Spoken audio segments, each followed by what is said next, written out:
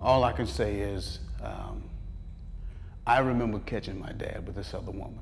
It started when I was younger, about 10 years ago. I met this man and we fell in love, and I did everything for him.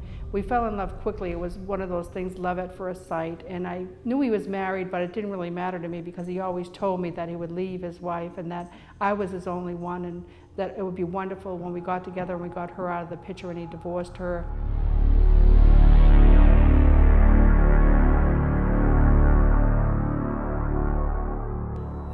I came home early from school one day, and I was supposed to stay after school because we had a program we had to do.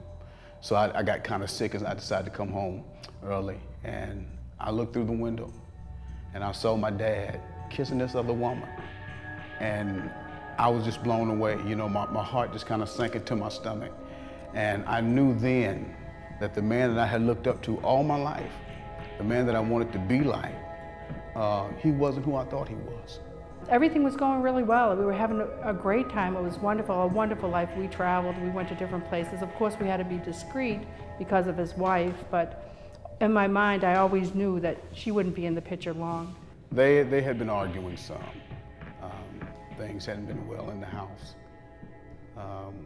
Him and Mom were having some disagreements about how they wanted to spend their finances. And I had kind of walked in on some of them, and she had been crying really bad. I was so into him, and I was so into what we were doing together, and with the promises of him leaving his wife and having a life with me together, to travel and to spend the money that we had acquired together and to do the things that we wanted to do together. That's all I could think of. He kind of had a wandering eye. He always has.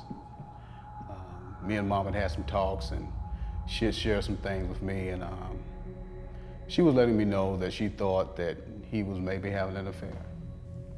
All of a sudden, just like overnight, it changed. She hired a private investigator to follow him. All of a sudden, he wanted to end it and be with his wife. His wife, the one that he told me he was going to get rid of, that we were going to spend our lives together. Well, that wasn't going to happen. Nobody was going to have him if I couldn't have him. I think he was really having a hard time dealing with the fact that he was getting older and slowing down, and just wasn't happy with who he was becoming as a person. It was over. At that point in time, I had made up my mind. I knew what I was going to do, and I was going to do it. I wanted to say something to my mom, but they had already had so many problems. I didn't want to be the one responsible for breaking up our family. Do you think I'm going to let anyone else have him? Or do you think that I'm going to walk away from something like that and say, oh well, 4 or 5 year mistake, you know, broke nothing, you know, my heart in my hand? No, it wasn't going to happen like that. And when I went to his house, there was no one there. It was pitch black. I went in, I stood at the doorway, and I looked at him. And I meant to aim for his heart. And I meant to get as close as I could to him. And then I pulled the trigger. And I knew, standing in that doorway, I knew my life was over. I knew it had all ended, that there was going to be nothing else for me in life. But without him, there was nothing left. And I didn't have any remorse. I didn't feel anything. And his heart was going to be mine or nobody else's. And that's when I stood in the doorway and I took his heart. When I close my eyes, all I can see is that scene of my mother leaning over my father crying and blood everywhere. Do you think that I felt bad about her seeing him in bed all bloodied and everything? Oh, the poor thing. I really didn't feel that bad for her at all. My life will never be the same. My life has changed dramatically.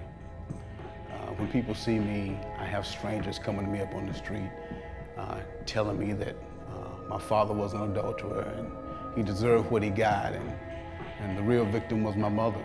And I love both my parents. So it's like I can't hold down a job now because all I can think about is that night when I went into the living room, I heard the gunshots, and I saw my mother crying over his body. That image is still in my mind. I just can't seem to escape it. You know, all my life I've considered myself a decent person. Have I gone out and hurt people intentionally? No. Have I done anything like this before? No, absolutely not. Have I ever had a thought like this before? No. But you ask me, do I think I'm a good person? Yes, I think I'm a good person. Do I think I'm a good person now? Well, you know, we all make our mistakes, but if I had it to do over again, I would have shot him twice.